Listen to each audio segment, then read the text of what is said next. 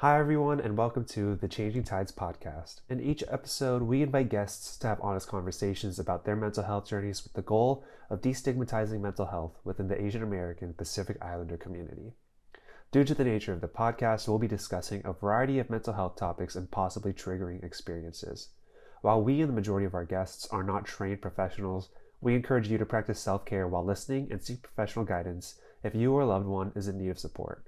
With that said, let's start the episode.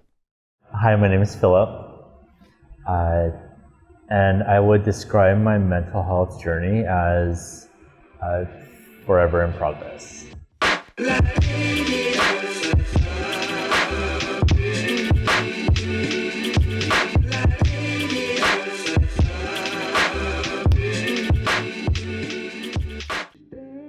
Hello and welcome to the Changing Tides podcast. I am your host, Matthew Yonemura. Welcome to the first episode of the new year that was actually recorded this year. If you're watching on YouTube, you could probably see the little pimple patch on my chin, but hey, we roll with the punches. So we're really excited for the episodes that we have already recorded. We have a few in the pipeline, and they're really great guests, really great topics. And for the folks who have been involved with Little Tokyo and the news of Little Tokyo in the recent few months, you're probably aware of some of the things that we discuss, but it's really nice to sit down and talk with people who are in the community and who are in Little Tokyo day in and day out. As you know, Little Tokyo is going through some changes, but everyone's fighting to keep the Little Tokyo that we know. And you know, we talk about it in this episode, so I'm not gonna talk about it too much more in this introduction. But this episode is a really special guest. Him and his family have been part of Little Tokyo for, I don't even know how many years, but for decades. He is one of the owners of Azay in Little Tokyo, and he's inheriting the ownership of Anzen Hardware. We discussed this in the interview, but without further ado, here is our guest, Philip Hirose. Philip, thank you so much for being on the podcast. We originally were wanting to use Azay as the location with Mariko, but now we roped you in. Thank you for being roped in. And it really goes into so much of what I've been seeing around Little Tokyo lately, and what everyone is seeing around Little Tokyo, and why I think it's so important to hear from, you know, the small business owners such as yourself. But we're going to get into all of that, but I'm just really grateful to hear from you, who's here day in, day out and seeing what's happening. But going way back before then, not way back, you're not that old. I feel that way, yeah. But going back to where it all started, let's kind of just start with why you described your mental health journey as forever in progress, and start from there. I feel like I describe it as such because nothing is stagnant. I feel like we're always learning, and I grew up spending a lot of time down the street at Nishi-Honganji. One of the pillars of Jodo Shinshu Buddhism is impermanence, and so I think it allows me to learn, understand that making mistakes is part of what it is to be human, and it is a journey. And so I'm constantly learning, and I'm always excited to learn. Mm-hmm. Yeah, that's awesome. I think, you know, we hear variations of the answer of it's being a journey, or it being, you know, ups and downs, there's hills, it's a roller coaster. And I think it's such a universal experience, but to hear how it plays a role in different individuals' mental health story is the really cool part about it. So for you, when would you say your mental health journey began? And I guess when you were aware that it was actually mental health, because I think for some people it's like, I could say it started when I was in kindergarten, but I didn't know it was called that. right. So for you, when were you like conscious of, oh, this is a mental health journey? I think it started when I was in my 20s, which indicates that I am no longer in my 20s. It was really when I felt like I was working a lot and I started questioning what is everything that we do, what is it for? Because I think that there was a moment when it started to become so mentally taxing, the work and trying to figure out this thing called life. I feel like that was the awakening, right? It's. I feel like I'm borrowing a lot of things from Jodo Shinshu, and that there's the truth in that it is something that we have lived with for our whole lives, just like our identity. But the awakening, in terms of my relationship with mental health, started in my 20s. So I think that's unique because, I think a lot of people, and I've had this conversation here before, but how like mental health and religion or morals play a factor in one another. And it sounds like for you it was kind of hand in hand, at least, like you took pieces from religion and how that played a role in mental health. I guess like how, through the ups and downs, what kept you balanced, or how did you, or in what ways did you seek out, like, this is a mental health journey, now what do I do with this? I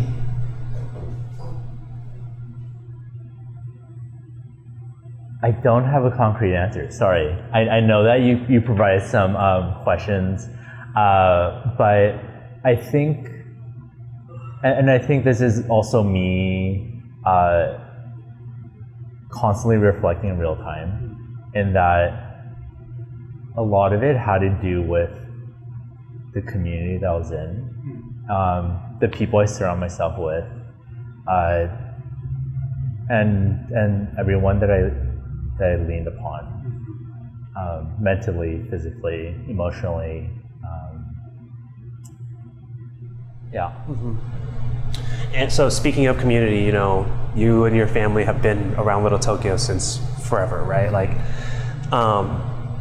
you mentioned being a part of the community already, but what does Little Tokyo as a community, as a place, mean to you?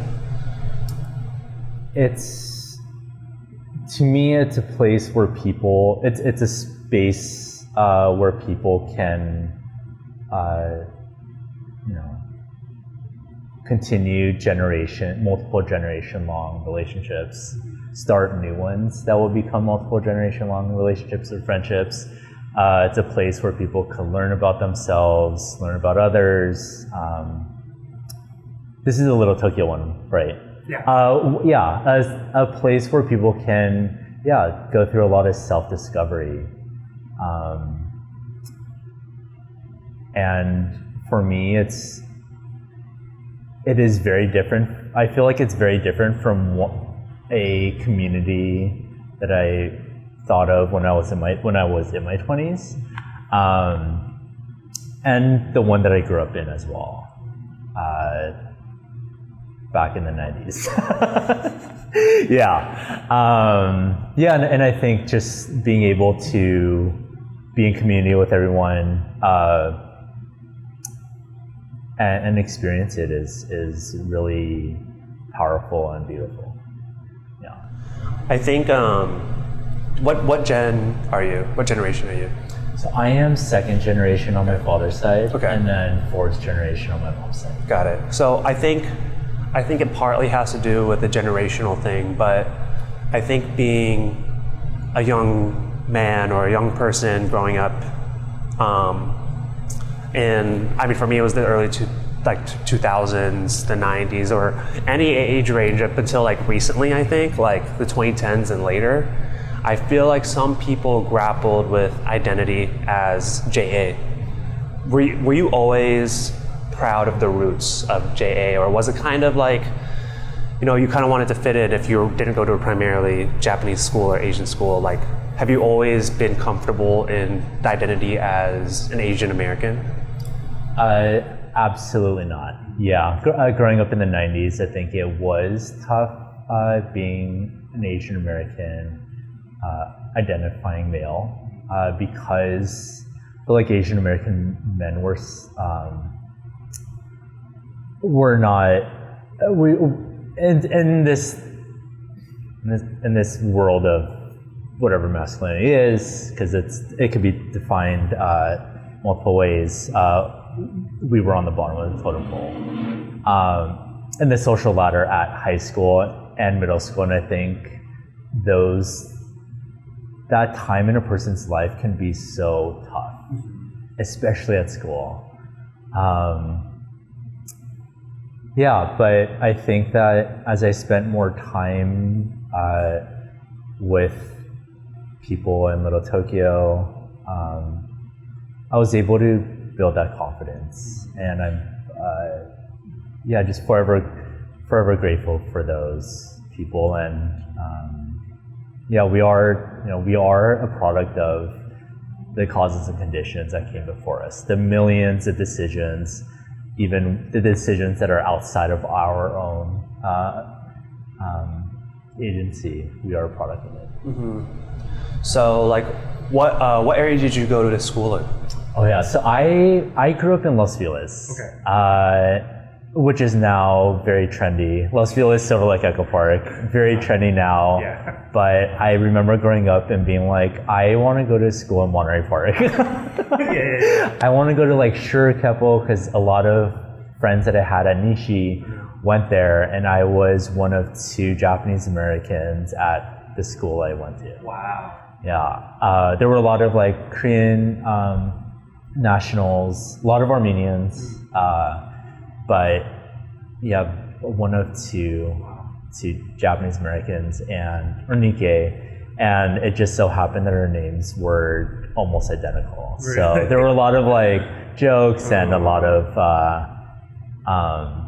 that, but I also made some lifelong friends there as I became more comfortable with my identity, or just trying to navigate the harshness of the world that can exist in a cafeteria room.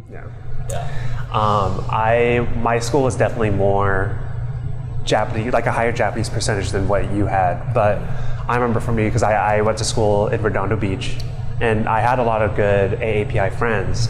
But I remember like a couple of times throughout high school just being like, I really wish I went to like North Torrance, because that's where all my FOR friends were. Like I was like, throughout elementary, middle school, and high school, I'm like, how do I describe Asian basketball leagues? Because at that time, I was kind of like, up until high school, I was like, why is it only AAPI basketball? I was like, I didn't get it until high school. So I was like, I just started calling it club basketball, you know? But it was good for me to like kind of know like other people, because like I actually just saw a TikTok the other day of like a little Chinese girl like in China not knowing about like black people, African Americans, and like not understanding the skin tone difference. So I mean that's totally different from us here. Like of course you run into people of all different looks and sizes, but it's just like I'm grateful like interacted with people that weren't all JA, but circling back, that was kind of a tangent. No, it provides perspective, and we're not all the same person, even we are very different from our siblings, or we can be very different, and that it could be a matter of like 1.5 years, but I think that's the beauty of it. So I guess like as you were navigating this time, were you always really involved with Little Tokyo, or did you find yourself like maybe in your 20s kind of finding more pride in your roots here? Or like how did the progression go of your involvement in Little Tokyo?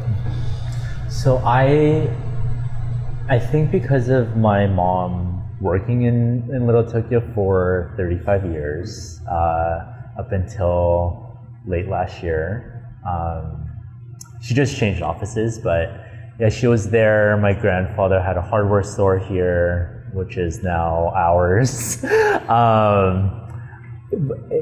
I just spent a lot of time at Nishi, for scouts, Sunday school, and then there was like Kumon, and then... I didn't know they did Kumon there. Oh no, the Kumon was Zenshuji. Okay. Yeah, and then it moved to Marino, and this is when all those developments were blacktop parking lots. Just to give context, that I felt like I spent a good amount of time in Little Tokyo growing up without understanding anything. It was just like being with friends, dreading Boy Scout inspection, or just like trying to make it 2 scouts through the Dodger traffic. But I think that the identity or understanding of all these layers really came into play when I was, I don't know, I spent a lot of time. Well, I also went to a summer camp that was part of BCA. So that was the Buddhist Churches of America. So that includes like Nishi, Pasadena, Venice, but also like Higashi. Made a lot of friends there. Also played basketball against people like Ryan. Okay.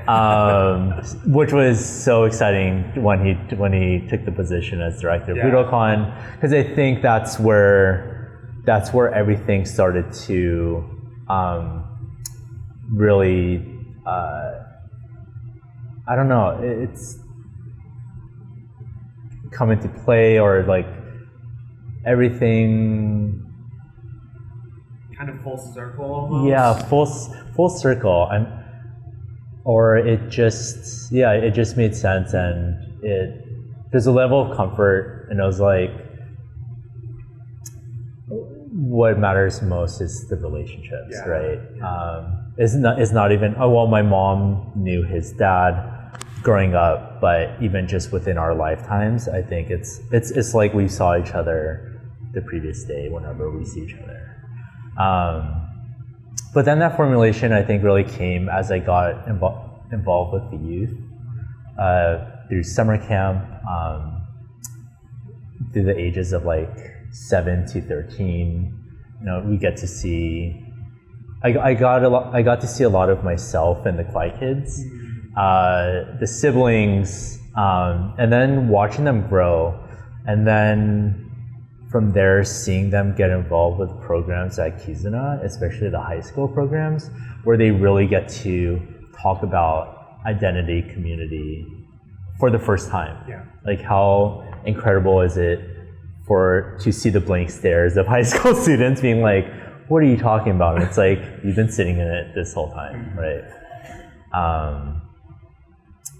Sorry, I totally forgot the question, but I feel like that's my relationship with Little Tokyo, my identity, community, and where it is now. So it's been a pretty natural progression of your involvement without even maybe forcing it. It sounds like it was a very natural community for you. So just I taped like a separate intro where I try to give your full resume, but like, how are you currently involved with Little Tokyo? Like, what other, like including where we're sitting now, but like, your involvement with Little Tokyo today. So my involvement primarily is with a family restaurant named Azay. We're just 4.5 years old. And involvement also includes my mom and I taking on my grandfather's 77-year hardware store that we hope to open in the near future. We're not promising any days. That's where it's at. Also involved with J-Town Action with the mutual aid work. I always wanted to see how we can address like food insecurity and show any form of solidarity with people who are lacking the access to things like food, at the time PPE, clothes, and then also involved with like Nikkei Progressives with their arts and culture committee. And aside from all the committees, it's just like spending time with people, having fun. Because I think like that last point of like just kind of connecting with people and having conversations, it's like, I may not be part of Nikkei Progressives or J-Town Action, but it's like through knowing so many people in the community, it's like I'm able to stay involved somehow and know like what's going on. Like I might not be an official member, but it's like, of course, everyone's supporting one another and the efforts going on here, because I think pretty much the residents and like the people who have grown up or care about preserving Little Tokyo are pretty much mostly on the same page for the most part. So like through knowing one another, those conversations, you're kind of able to support like these causes. So, you know, you mentioned the 77-year hardware store and opening a 77-year hardware store. Like what, like, could you walk through for anyone who doesn't know why you would need to open a 77-year-old hardware store? Why? That's a great question. I think that's such a great question because, and it may sound crude, but I feel like the answer is that we don't have to. I think that, it sounds so harsh. We don't have to, but we want to, right? Because I think that it's just, it's tough. I know that when people learned about the news, there was elements of celebration, but I was totally dreading it because the restaurant in itself is so much. There's so much that I still want to do here with the family and the staff. And I tell people it's like, not that I have children or remotely know, but just based off of observation, I see it as like you're treading water with a baby and someone just gives you another baby. Oh. And so but we want to give it a chance. You know, the hardware store means so much to my mom, especially. And it's like it's a great opportunity to reimagine what a hardware store could be, reimagine its relationship to Little Tokyo would be, because it will be by nature it will be different than how Nori ran it by my grandfather. We're looking forward to it. It's scary, but we want to give it a shot. Yeah. So for Anzen, you know, if you don't mind sharing, like what was that process like of how did everything progress, and how did you guys kind of try to stay level-headed in proceeding from step after step? And then I want to get back to the restaurant, but you were throwing this other baby. I want to hear about this other baby. There are no favorites between the babies. To be honest, I was actually fine with not continuing it because we could always bring it back. I think in the same spirit that nothing is permanent, something can take a break. At first I was okay. I had some good friends who had a group of friends that was going to take it on. Also another person of community, both of community, that was also interested. I think both of them would have been great. But at the end, Nori walked over and wanted to sell the shop to my mom and I. And we kind of didn't take no for an answer to ourselves. We knew, it was kind of like, we knew that it was our sense of duty and stepping up to it. And I think with that spirit, we want to, just have fun with it and just try to figure it out, like whatever this thing in life is. I'm going to come back to it, but I want to kind of bring in the other child into the picture with Azay. Could you walk me through like the toll of opening a restaurant? Because I think in my mind and for a lot of people, we picture The Bear, the show on Hulu, right? It's like high octane at all times. Right. Everyone's going to hate each other in the end. Right. But like, can you walk me through it from your perspective and your experience? Like, what is it like to open a restaurant in Little Tokyo, and what was the toll of the ups and downs of that? I am 100% biased. I will start off with that, and that I'm a product of my experiences and my family and the restaurant.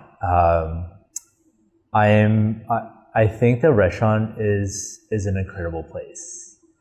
It's a place where we have people who are complex individuals working here. You have immigrants, you have people who are passionate about taking care of others, hospitality, creative expression with the culinary arts part of it. I think there's just so many layers, and for a lot of restaurants, you don't even get to see it. We are so focused. I think social media only has this focus on what's on the plate, but I think if you see the people working there, it adds so much understanding of where you're at. So in a Little Tokyo restaurant, you're gonna have a lot of people who are not Asian American because we're in Los Angeles, right? And I think that there's so much beauty to it, and the toll is quite insane because it is a mixture. I think it's a mixture of labor and creativity. I see how my dad, myself, and I see other chefs struggle. Not that I'm a chef, but a lot of people who are I think in the grind struggle with how do you leave anything in the tank to be creative when you are in the grind, right? And I think that grind exists because of capitalism, and it's because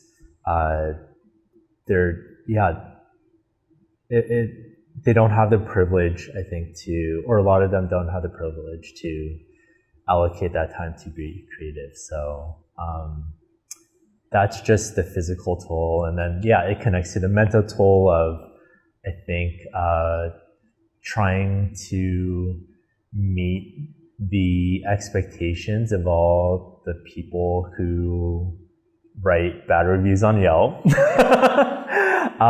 Trying to, with that, there's a power imbalance. And it is wild. I will say it's wild, but there's also so much beauty into it. And I think with the restaurant, we try to communicate those layers to have people understand that our prices are fair. And with that, we're very fortunate to have very patient and supportive people who come through. We're allowed to have bad days as well, as I tell our staff. I know people expect you to have a smiley face, but sometimes just that's okay if you don't. You could be kind, but you don't have to be overly kind or whatever. So trying to navigate that, trying to also push back against those harmful norms. But So as a business owner and the norms of capitalism, because you do have to run a business, but at the same time, the stressors of what is known to be good business practice within capitalism, the grind. How do you try to find that balance of business owner, human being? I think if you look at someone like a Jeff Bezos, there's just business owner. There's no human beings. And they're being replaced by automated intelligence, robots. That's so. AI is very anti-labor, and I'm against that. I try to find that balance with addressing wage inequality. So our highest earning person here, that is my father, does not make that much more than the lowest paid, per hour. Granted, if one person works 1 hour a week, they by by default will be making less than somebody who works more hours. But that is one way we try to do that here, especially with the tips, because historically tips is racist. But for here, I have a fear of that if we abolish tips completely, people actually won't come. If we include it into the price, people will have the sticker shock and then won't come at all. Yeah. And there's evidence of that actually happening. So yeah, we try to address the tipping, so back of the house makes equally as much as the front of the house, when historically, and there are a lot of places that still do, the front makes significantly more than the back. Like we have no desire to expand. Like one place is enough. One place is enough. Breaking even is like actually, in the ideological sense, that's the goal, right? We all like have access to like good food, a car if we choose, that works. Like nobody's living lavishly or like beyond their means. So that's how we try to like navigate capitalism, with the understanding that we do live in a capitalistic society. Right. So yeah, it's wild. It's wild, and it's painful because it also strips us, I think, from it, or it has this like question our actions, right? When we feel that financial toll. So, right. Yeah. For listeners, I wasn't prepared to ask Philip about capitalism and like attack him. It was because you brought it up. No, I appreciate it, because I think it's something that people don't feel comfortable talking about, especially restaurants or small business owners. But it's healthy to talk about it and to like learn from each other and hear from each other and know what we think about it and stuff. So yeah, it is really within all of us. Yeah, right. So we were talking about the top earner, your father, who's out of frame, but right. in the building with us. Right. What's it like to work with your family? If you guys have a fight in the restaurant, how do you keep it in the restaurant and not out in family life, or vice versa, or just what is it like to work with family? Right. It is a blessing and a curse. Not so much a curse, maybe. That's hard. A curse sounds harsh. It's a blessing. We get to spend time with one another. We get to learn about all of this with one another. Learn about why we have things like all gender bathrooms from day one. Even if they don't understand it immediately, I think they catch on, or like, as my dad, his abilities are declining.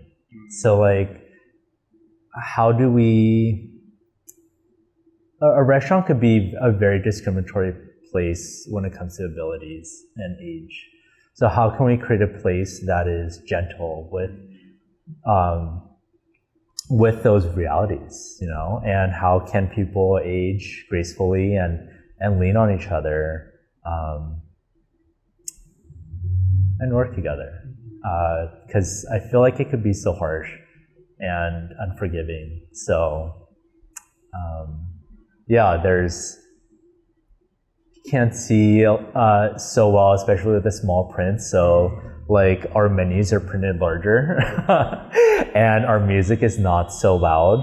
Our seats are a little wider and it's to really create a place where it's like all inclusive. So that's when I think of family, it's not just my parents, but it's like my parents and their friends. It's our staff and their family, or it's really everybody. Yeah. It's been funny because we've mentioned him a couple of times, but he hasn't looked over. No, yeah. He's like, oh, they're just talking. Yeah. Yeah. He's like, what's a podcast? Yeah. You can show them how to listen to it at another time. Okay. So I think, part of, the mention of Anzen and, there's that side of how Little Tokyo has changed, which I think as of late, the closures or moving of businesses has been the most daunting change. Of course, there's some of the nice changes of the recent years, like opening Azay, or I'm trying to think of what other ones have opened. It's kind of not too many, but Yobase opened. Yes. Yeah. So but there are openings. Yeah. There have been a few more like cultural small businesses open, but there have been a lot more so on the Anzen side that have been closing down. So with all this in mind, how have you seen Little Tokyo change since your childhood growing up here? I'll say I've seen it change starting with the housing, because I remember those blacktop parking lots.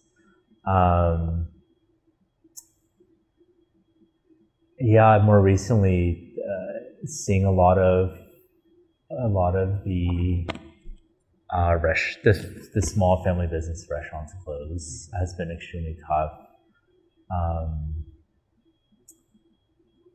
Seeing the 2 Starbucks close was not tough at all.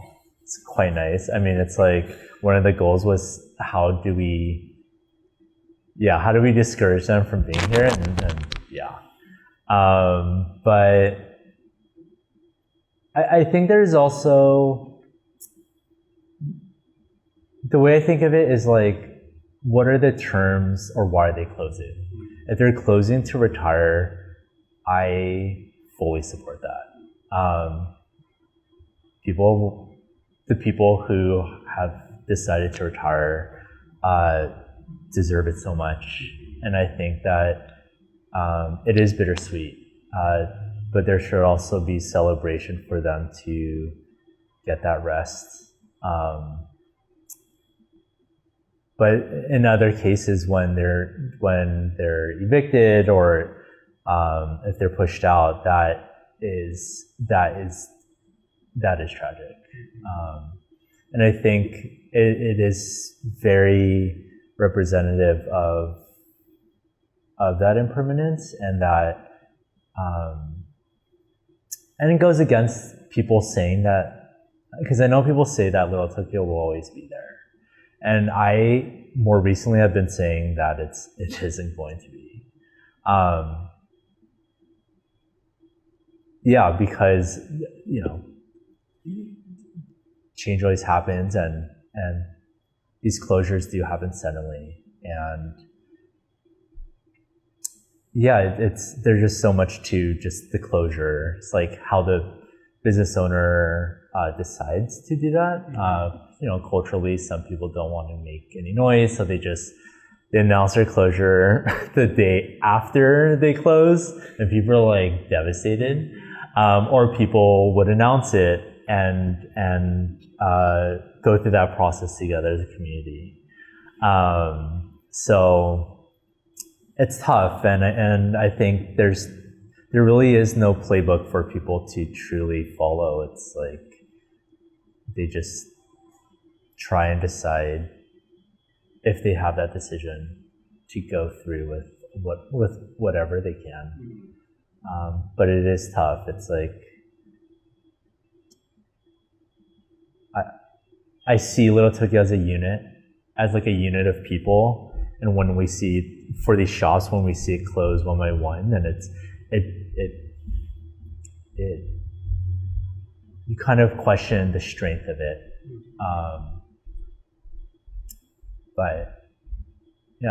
And also try to find motivation out of that, I think, right? Yeah.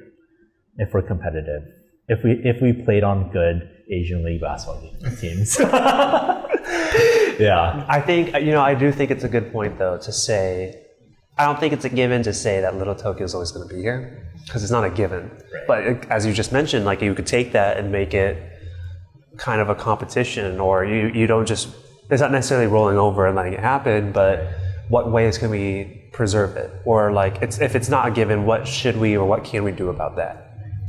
I feel like, you know, you guys are kind of the newer kids on the block with Azay. I know you've been in Little Tokyo for so long, like as a family, but you mentioned the pressure of, you know, Yelp reviews, but is there a pressure for you as, you know, I think Ryan Lee at Budokan would fit in this category too, of, you know, the younger, newer generation where the passing of the torch, it could be seen as the passing of the torch kind of beginning to happen. Do you feel a pressure where it's like, where you feel like you have to shoulder anything of Little Tokyo being preserved, or do you not look at it that way?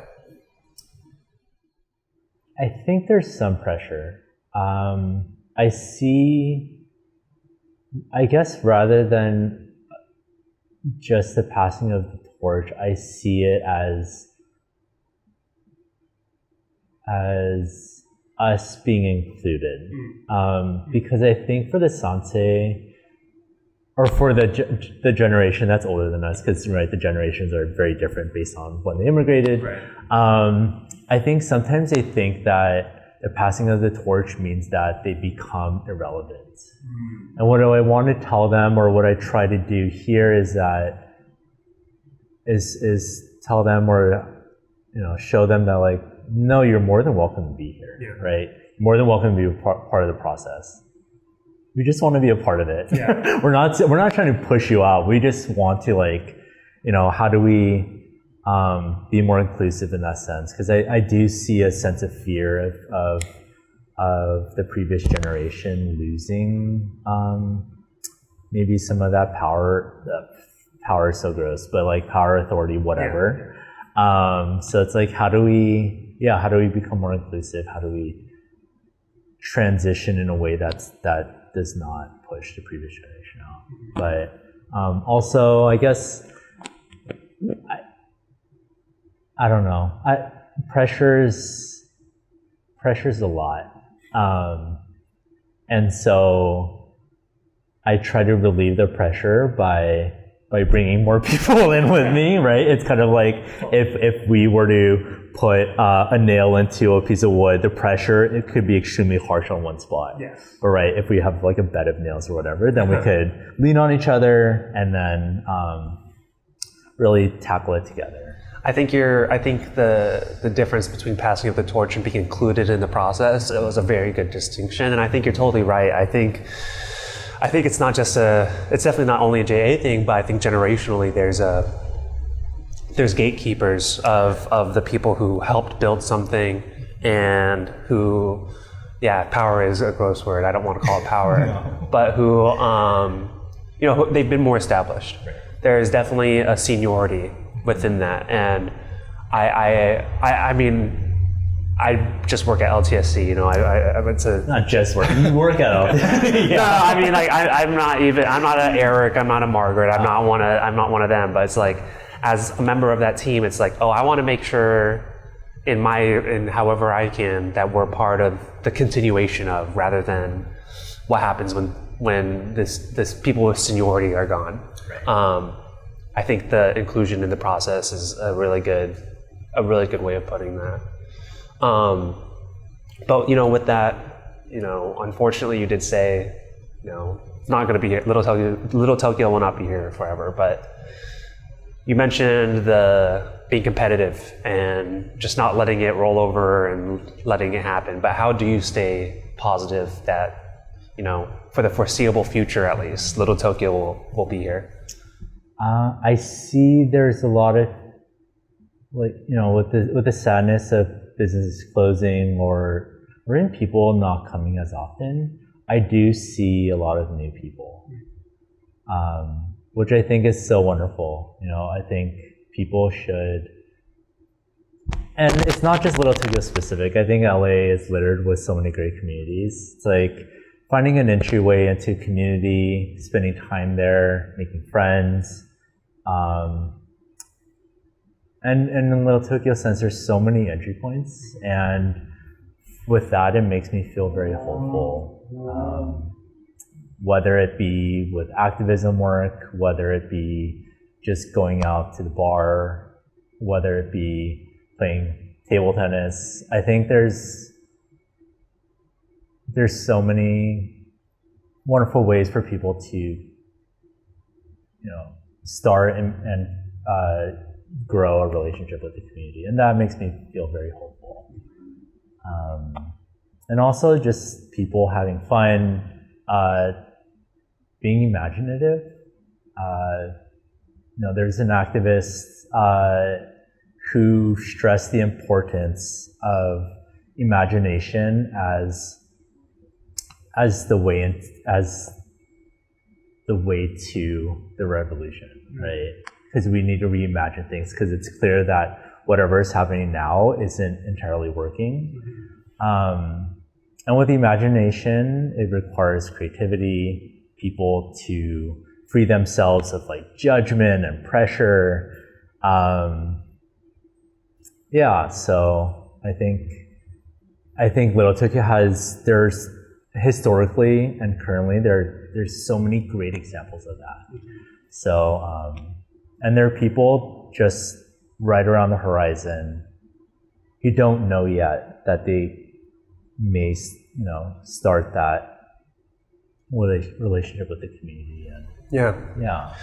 And I think like JA culture or cultures of different AAPI culture is so but people are coming to Little Tokyo, but they might not know the history behind a kuraku or a suicidal. Like they might not know how much history is behind one restaurant or one business or the other.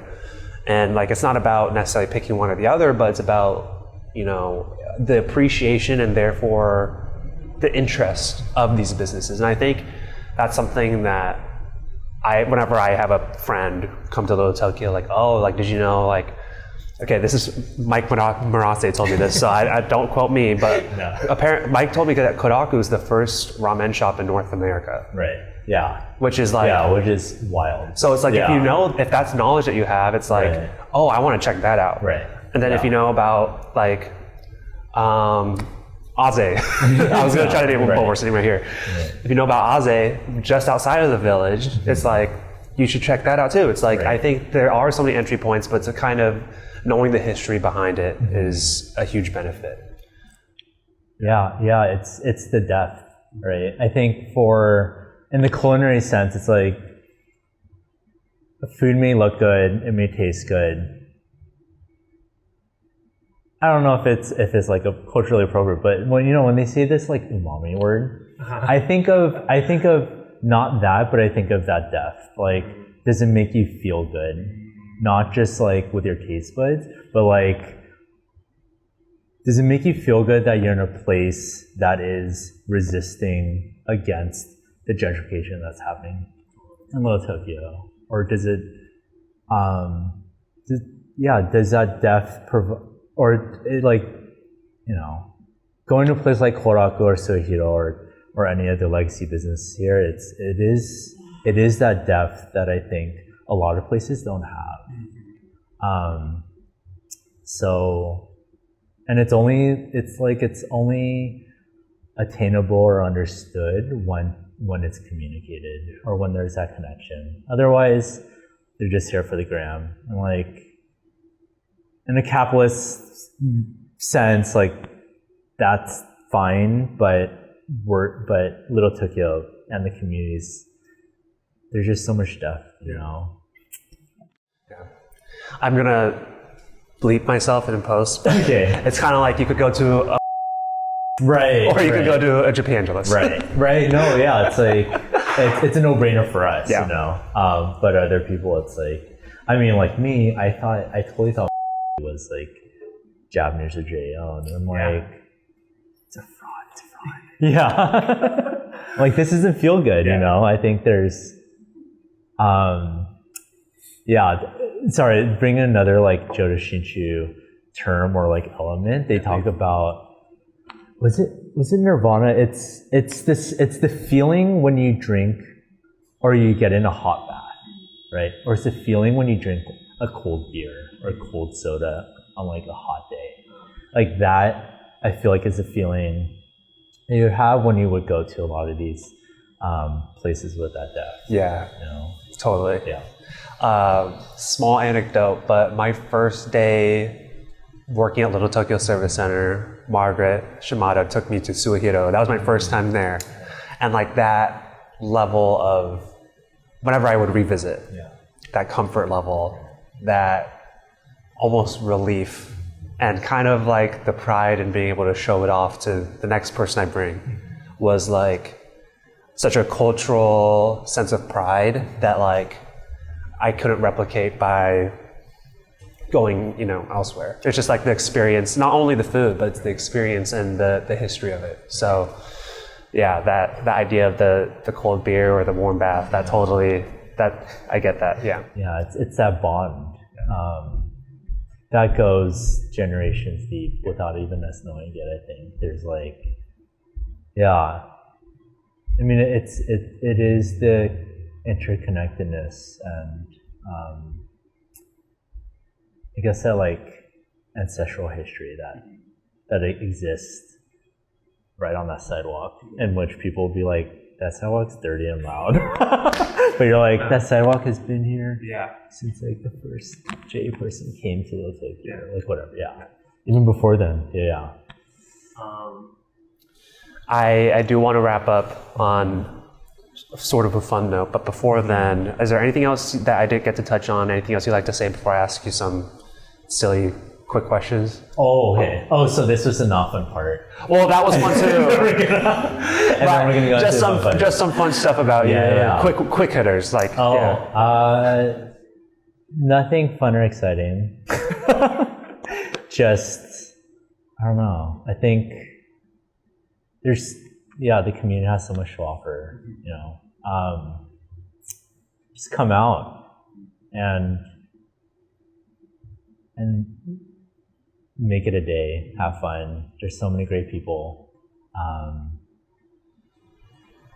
That's it. No, you could literally go until like 3 a.m. here with businesses open. So it's like you could literally make a full day out of it. Yeah, nonstop activities, book talks, workshops. There's just so much going on within this small community. And also to encourage people to like, if you ever want to do anything in Little Tokyo, there is a space for you, and just have fun with it. Okay, just a few quick questions for silliness. The whole interview was fun. For the fans. Yes, for the fans. For the one fan. No, more than one. Like two. But if you could invite 3 people to dinner, dead or alive, who would they be? Ooh. Shoot, that's hard. I don't even know. I mean, it used to be 5 people, but that was way too hard for people, so I dwindled it down to 3. Yeah. 5 is expensive too. So we can only import 3. Okay. Maybe I'm one of them. No, I don't know. I mean, I think one person that I feel like that I really admired when I was younger was Magic Johnson. To be a fierce competitor, but to be like, to be so charismatic, to go through his experience with HIV in the 90s as a black man playing basketball is insane. Yeah. And and to be so generous on the court. And to be a 6'9" point guard. I mean, way before his time. At that time too. Right. Not today. Right. Probably can't shoot a single 3-pointer, so I don't know. I mean, then we just have Ben Simmons. Right. Who's so great, but also complicated. But I mean, Magic would be one of them. I think,